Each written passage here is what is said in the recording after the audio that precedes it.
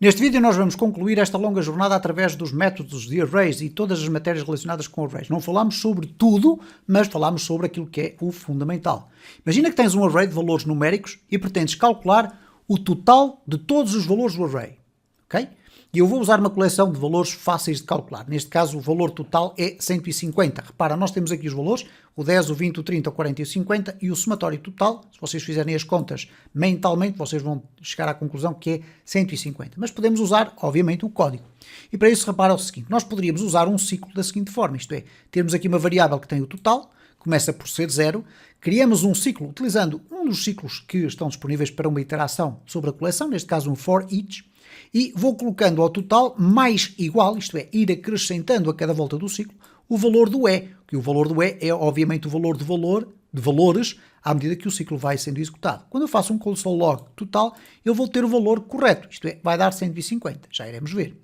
Agora vamos ver o seguinte, vamos usar o método reduce. Bom, o método reduce, eu vou colocar aqui um console.log, vou criar um separador, vírgula, ou melhor, ponto repeat, e vou colocar aqui 50, para termos um separador ali, para vermos os outputs diferentes. Repara, vamos usar o método reduce. O reduce significa basicamente o quê?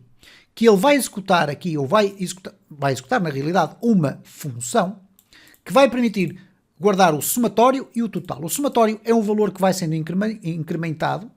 O atual, não o total, o atual é o quê? É o valor do ciclo que está a ser implicitamente efetuado pelo reduce. Então, à medida que o reduce for sendo usado, o atual vai sendo sempre o valor 10, depois o 20, depois o 30, depois o 40 e depois o 50. Sendo que o somatório vai permanecer inalterado, ou melhor, vai sendo incrementado, mas vai sendo sempre a mesma variável, vamos lhe chamar assim. Então aqui, quando eu digo somatório mais atual, o que vai acontecer é que o somatório vai sendo atualizado de ciclo para ciclo. Ok?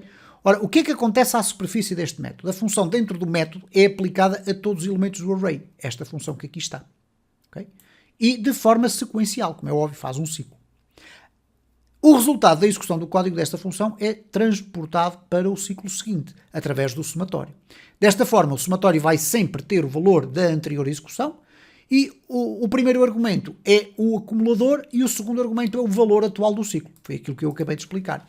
Então, se nós agora executarmos aqui o node A, vocês vão verificar que, de facto, esta metodologia que aqui está permite chegar ao resultado, 150, mas depois da segunda metodologia, eventualmente tecnicamente mais consolidada, porque usa um método específico para isto, chega também aos 150. Vamos ver aqui o exemplo B. Bom, existe um segundo argumento designado por initial, que pode e deve ser adicionado ao reduce. Bom, neste caso, vamos usar o 0 para garantir que o cálculo do somatório inicia no 0. Se quisermos um valor inicial diferente, podemos colocá-lo nesse argumento. Isto é, no exemplo anterior eu tinha colocado aqui o total igual a 0 e ele começava a fazer o cálculo. Se eu colocasse aqui o total igual a 100, o que nós iríamos ter aqui como resultado da primeira execução era um valor diferente, era 250. Os 100 mais os 150. Ora, neste caso nós podemos também resolver isso, então, introduzindo aqui um outro conceito, que é o conceito do initial, ok? Ora, aqui o initial aparece aqui no fundo. Reparem, nós temos aqui a função toda, certo?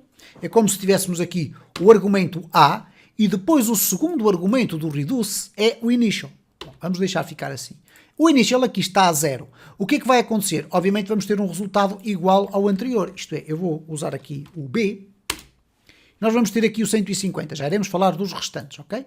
O 150 é o resultado da execução destes valores. Depois temos aqui o repeat para fazer este separador que aqui está.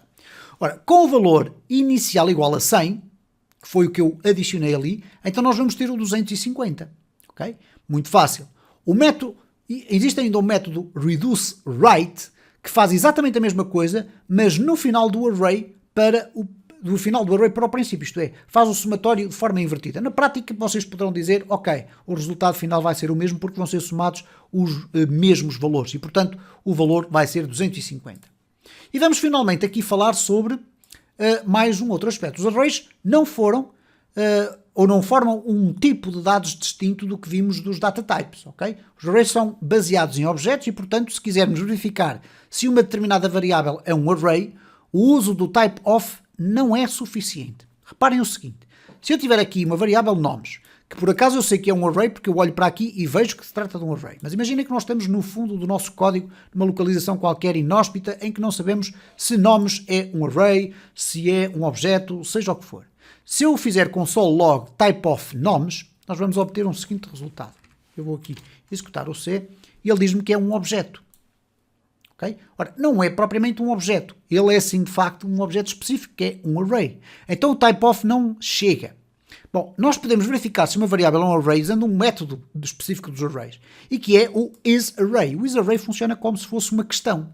Eu estou a perguntar if array.isArray, qual array? O nomes, isto é, estou a perguntar, é um array a variável nomes? Se for, a consola apresenta sim. Se não for, apresenta não. Ok? Então, em termos de conclusão, e foi isso que aconteceu aqui, apresentou o sim, obviamente, porque ele analisou se nomes eram array ou não, e neste caso é, e portanto foi apresentar um sim.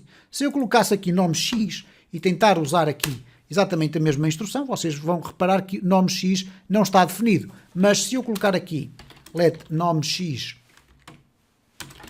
igual a uma string qualquer, o que vai acontecer é que ele vai avaliar que de facto não se trata de um array e por conseguinte não temos aqui a condição verdadeira. É executada esta parte do código. Em jeito de conclusão, ter em atenção que os métodos sort, reverse, splice transformam o próprio array. São os únicos métodos que transformam o próprio array. Okay?